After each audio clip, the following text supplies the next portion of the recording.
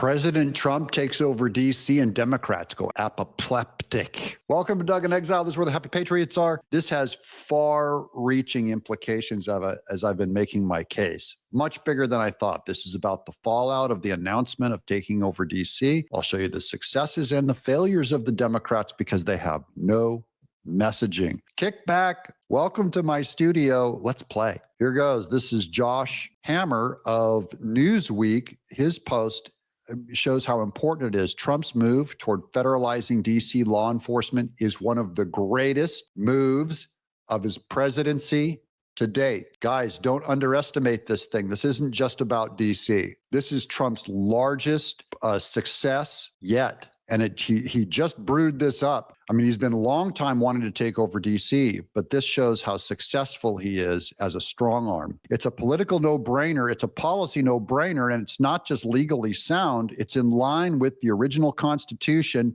Great stuff. Godspeed. Here's Janine Piro. She offers some real color from Trump. Janine, would you say a few words, please? Look how tiny she is. Thank you very much, Mr. President. And the microphone is going up to above her nose. Thank you, Madam Attorney General, and to all my partners here. We all want the same thing. We all want a safe city. We want a safe capital. We want to be able to bring our families here. Democrats don't. We want to be able to come and enjoy the history that makes this place great. And unfortunately, we are not in that position right now. And Mr. President, I want to thank you for taking the step that we need right now to make criminals understand that they are not going to get away with it anymore. And I'm not going to stand here and go over and over the cases. But what I can tell you is this.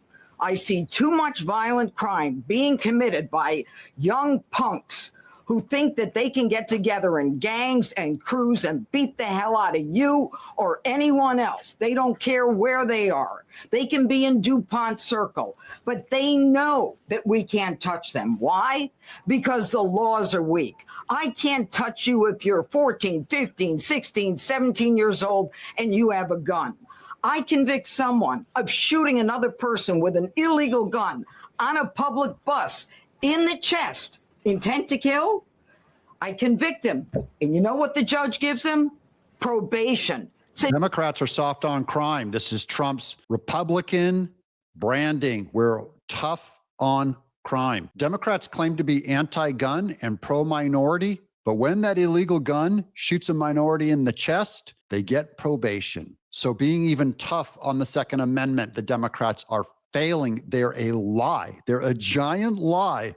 And they're being exposed. You should go to college. We need to go after the D.C. Council and their absurd laws. We need to get rid of this concept of, no cash bail. We need to recognize that the people who matter are the law-abiding citizens.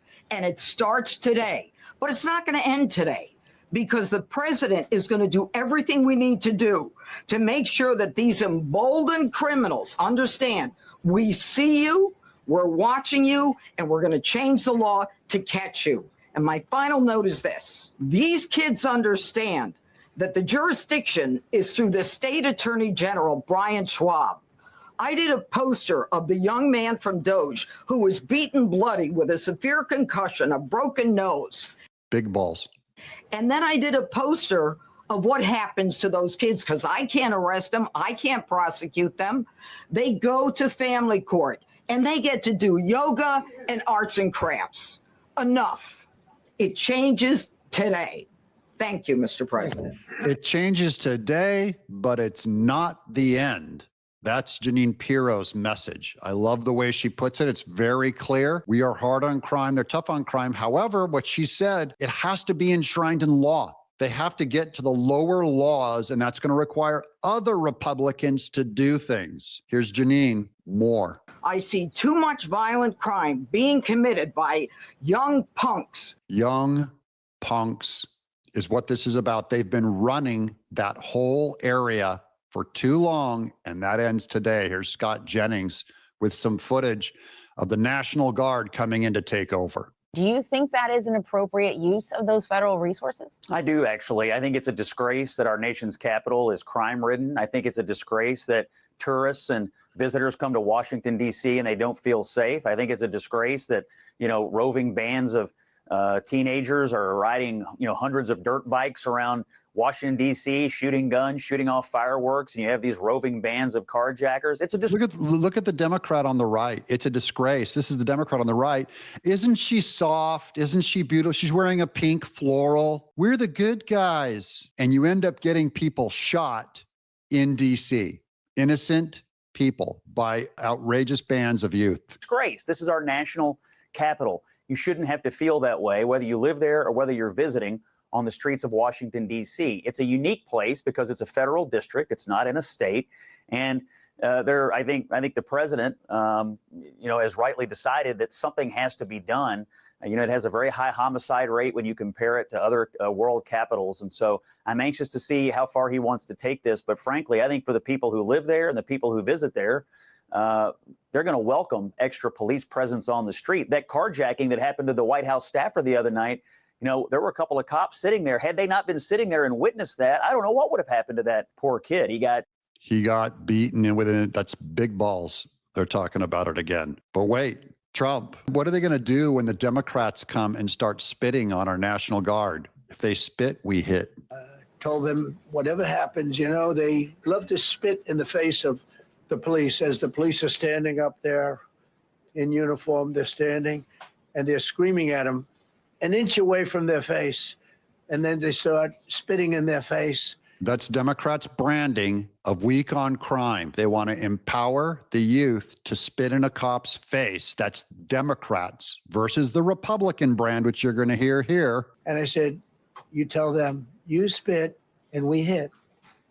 And they can hit real hard. It's a disgusting thing. I've watched that for years, for 3-4 years. I've watched them. Police are standing, and they're told, don't do anything under any search. So and you can see they want to get at it. And they're standing there, and people are spitting in their face, and they're not allowed to do anything. But now they are allowed to do whatever the hell they want. This dire public safety crisis stems directly. They can do whatever the hell they want.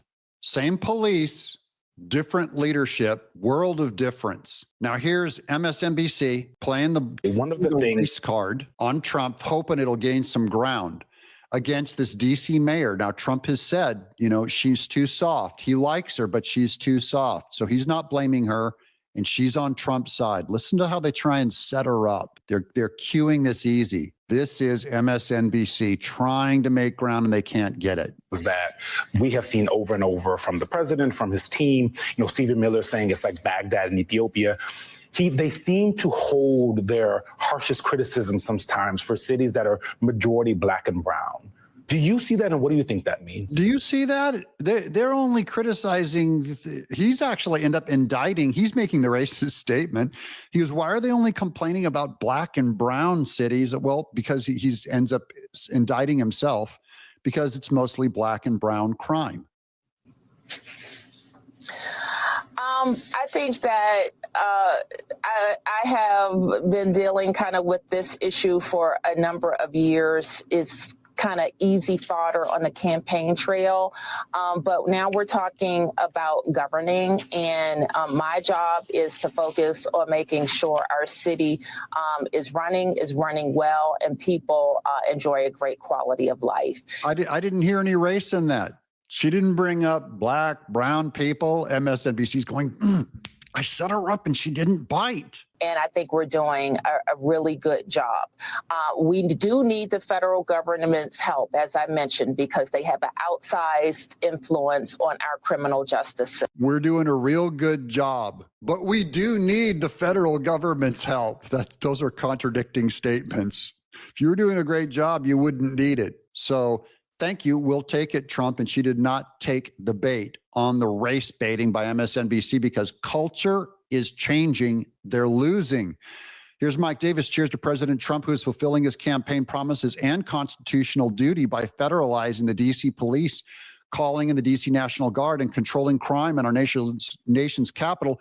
The biggest winners, poor Black families trapped in crime-ridden D.C. neighborhoods. Trump is helping poor Black families, most of whom probably even voted against him. Democrats need Trump. He's here to save you too. Here's Trump on the Palisades fire. That last video I did 2 videos ago had Gavin Newsome, where he rips on them on Karen Bass. This is about, he's hinting at, he's going to come into LA with a National Guard and save those people. Almost 25,000 homes. And you see what's happening now. They didn't give their permits. I went to a town hall meeting. I said, we're going to get you the federal permits, which are much harder. Almost immediately, Lee Zeldin is a star. He did an incredible job. They have all their federal permits. The EPA. They don't have their city permits. And the mayor said to me, we think we could have them in 2 years. I was walking down the street and I met with firemen and police. And I was saying hello to many people that were standing in front of their homes with yellow tape. You can't go in. You can't go onto the lot. And those people wanted to start rebuilding the homes then and there. And the mayor said, we should be able to get them the permits within 2 years. I said, that's a shame. 2 years. Are you kidding? I'm going to get them the federal permit like almost immediately. 2 years. And she drew it back. Well, maybe 1 year. The place was booing her out of the place. They don't have their permits to build their homes. And now they're talking about putting, this is among the most beautiful areas in the country. Now they're talking about putting low-income housing there. Can you believe this?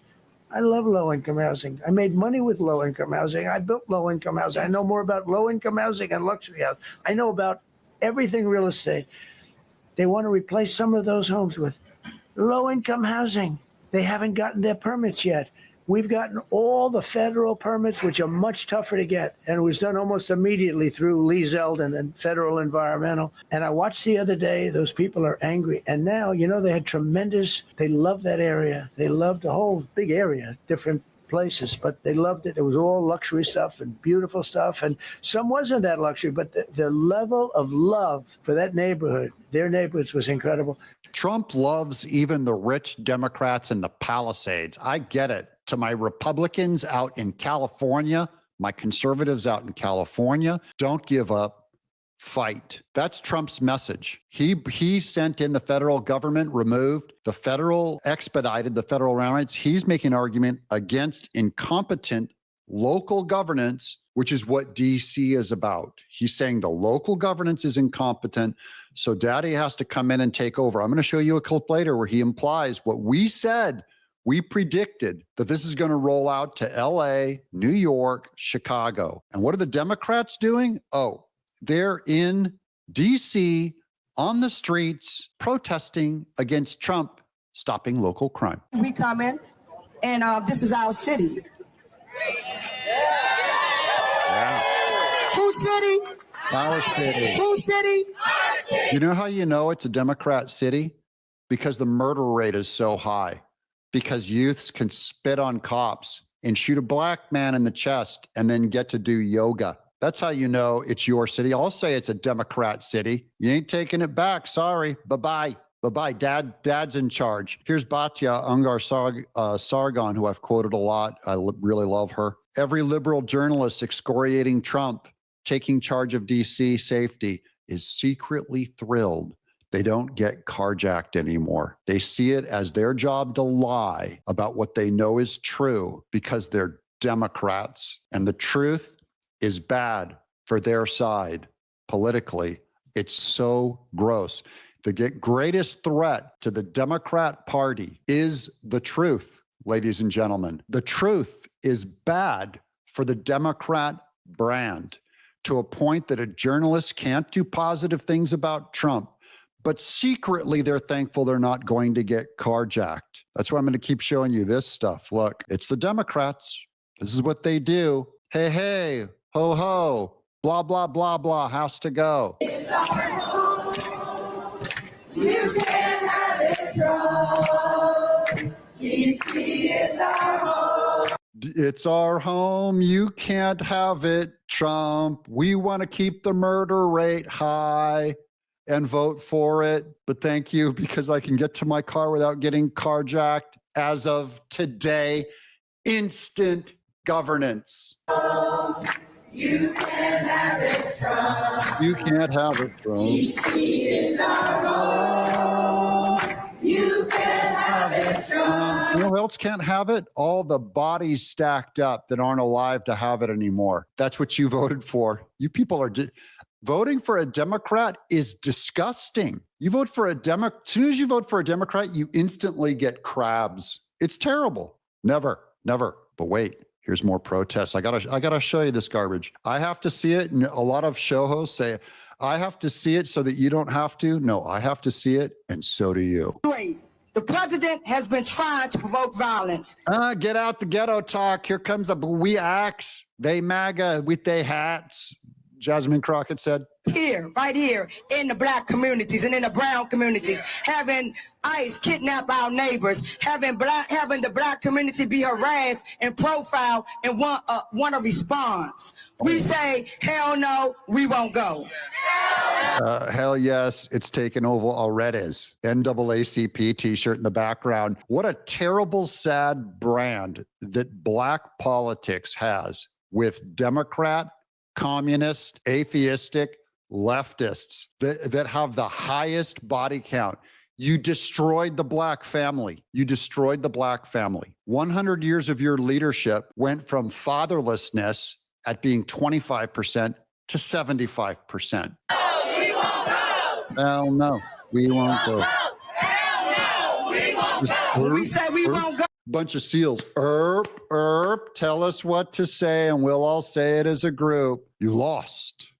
Here's Matthew Foldy. Ladies and gentlemen, the Washington Post is letting D.C. liberals anonymously rant about how supposedly safe D.C. is while letting them speak, quote, on condition of anonymity. So this is the Democrats. This is a safe city, they say in the Washington Post, but overhearing and witnessing gang threats and then watching the camera footage of the thuggery is disturbing. So they say it's a safe city, but the footage they're seeing of thuggery is disturbing. Those are contradictory statements that they cannot make work in their little cognitive split open head, said one resident speaking on condition of anonymity over concerns of personal safety. They don't want to go on the record over concerns of personal safety. Why? Because the crowd of teens, he said, were roaming the street and appeared to be checking for unlocked cars and things to steal. This is about the Democrats' schizophrenia. They're schizophrenic in their politics. But wait, Pete Hegseth has not weighed in yet. We got to hear from our man.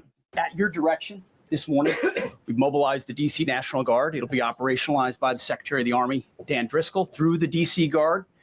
You will see them flowing into the streets of Washington in the coming week. At your direction as well, sir, there are other units we are prepared to bring in. Other National Guard units, other specialized units. They will be strong, they will be tough, and they will stand with their law enforcement partners. This is nothing new for DOD, as the president noted. At the border, we've got 10,000 troops down there who've been operating in defense cooperation areas, defense zones, where there's zero illegal crossings because of troops on strikers scanning the border.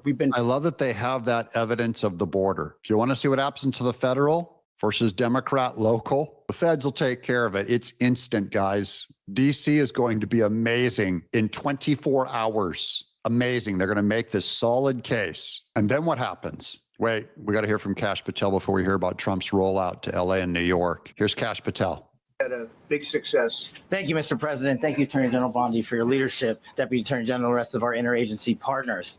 Mr. President, the following is what happens when you let good cops be cops. And I just want to highlight that before I get into Northern Virginia. This year alone, under President Trump's administration, we've had over 4,000 child victims identified and found. 4,000 child victims identified and found. I'm sticking on that. Look, he's going to go over all the crimes that he and Bongino have been working on. There's just thousands, but let that number sink in. 4,000 lost children.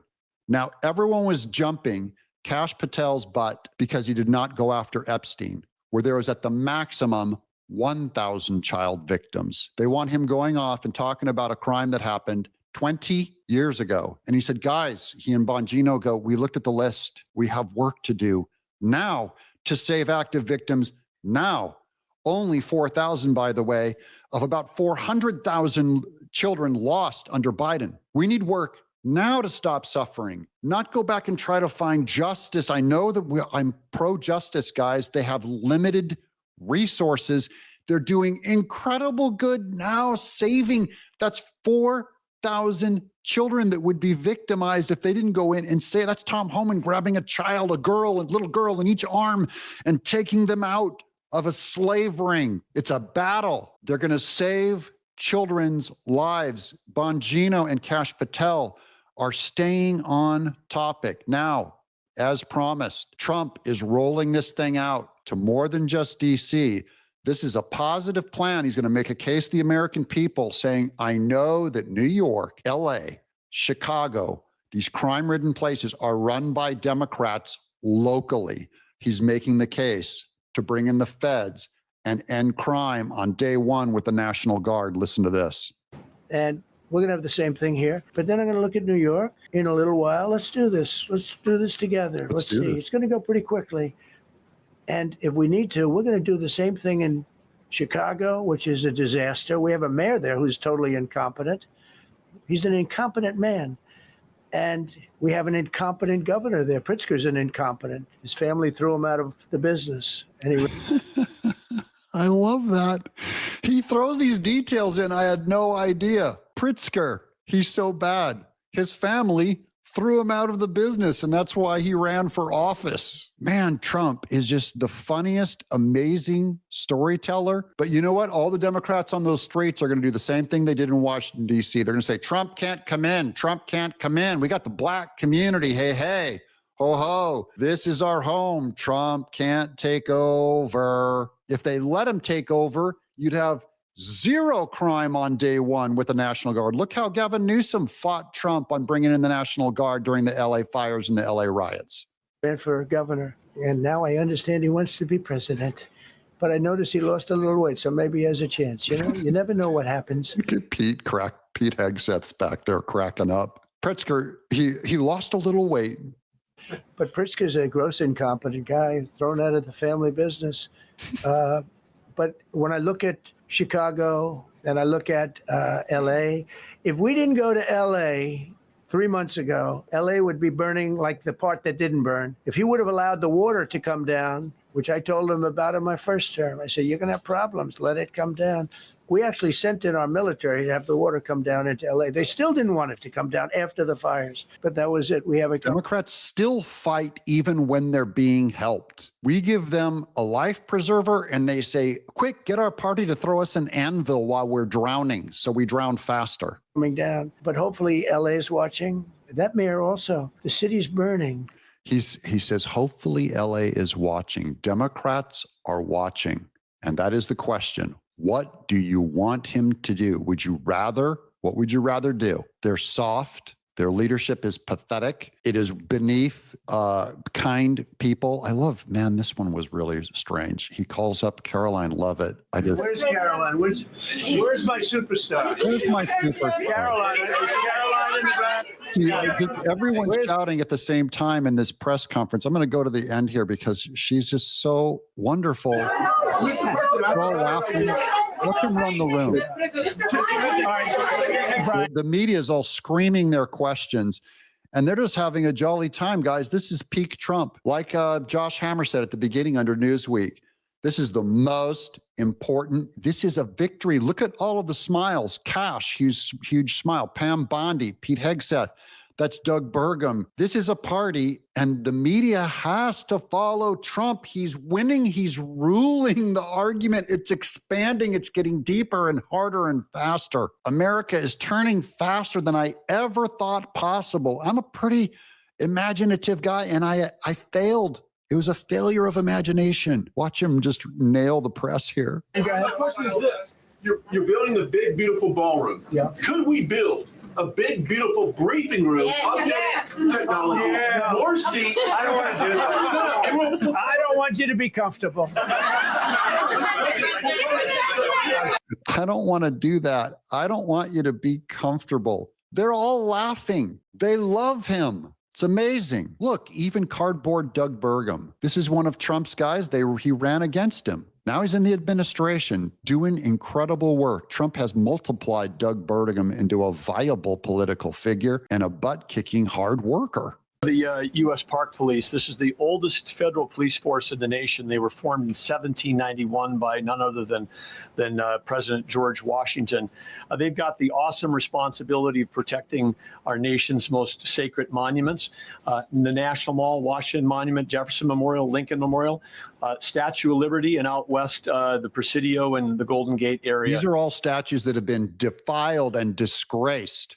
Spray painted, swastikas were spray painted on them for Trump's support of Israel. They were put racist BLM things were spray painted on these national monuments. As an artist, to me, these are sacred works of art that symbolize a lot of things. They were torn down, they were vandalized, people were crawling all over them, and that's ending now under Doug Bergam. This is the Interior Secretary. These folks have tens of millions of visitors a year, the kind of people that President Trump's talking about that come from around the country and around the world to see our sacred and learn about our history and our sacred monuments. They've been doing a fantastic job, but they are so pleased, the rank and file, that President Trump is now allowing them to enforce the law. As those of you that live in the city may know, that the circles and the triangle parks that are spread throughout D.C. are actually federal park property. So the U.S. Park Police also have responsibility for that. These became littered with homeless camps under the Biden administration. All of you saw that. Since President Trump's executive order on March 27th, making D.C. safe and beautiful again, the U.S. Park Police have removed over 70 homeless camps. And President Trump also talked about beautification. They're stopping and enforcing the laws against graffiti on our monuments. They've removed over 80 specific attacks against our history with graffiti on our monuments. So they can. Trump signed a beautification thing in March. He's pro-beauty. When you talk about truth, goodness, and beauty as an artist, like I said, I'm working on a painting over there. I've done bronze sculptures in my lifetime. He's making it beautiful. Trump makes even public art beautiful. In this case that he makes here, Trump brings up his dad. I miss my dad. Said, you know, my father always used to tell me, I had a wonderful father, very smart. And he used to say, son, when you walk into a restaurant and you see a dirty front door, don't go in.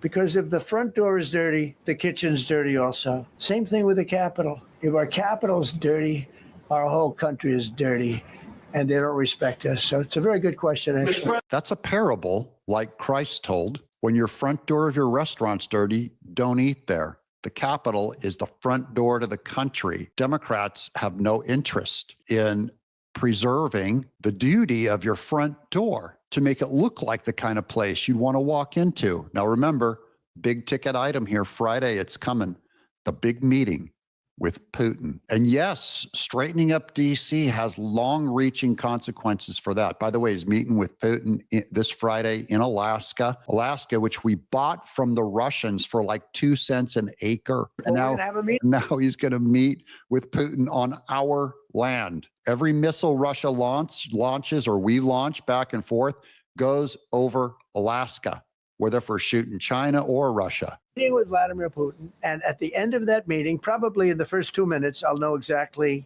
whether or not a deal can be made. How do you know that? That's a threat. They go, how do you know that? Because that's what I do. I make deals. Look at Pete Hegseth laughing back there. That's what I do. I make deals. I'll know in 2 minutes if he's serious. By the way, they interviewed another Russian member of their government, said that he leaked. He said, we have found terms with Trump that are acceptable. And this is a threat from Trump going, you better back it up. This meeting better not be a waste. And I'll know in 2 minutes if it's a waste. And I think, Trump's just trying to set up to make sure that all the peace, because he wants peace in Russia, far reaching. Here's the final piece with Judge Janine Explains, prosecuting underage crime. We started on Judge Janine. We're going to end on her. Right. Adult crimes deserve adult penalties. And my second question, I'll have you answer that, please. You want me to answer it? Whoever it was. Okay. It's real. Do you want me to answer it? Here's the problem. Assuming that they're 17 years, older than 17 years old, I can get the case. If they're under 18 years of age, I can only get the case if it's murder, rob one, rape, even if they shoot a gun but don't kill you, I can't get it. So the law has to be changed. As the president said, cashless bail. That has to be changed. All right. Then, even assuming I get the case, I get jurisdiction, I get a conviction, the DC Council has given the judges the ability to give probation on shootings. And so then it's up to them.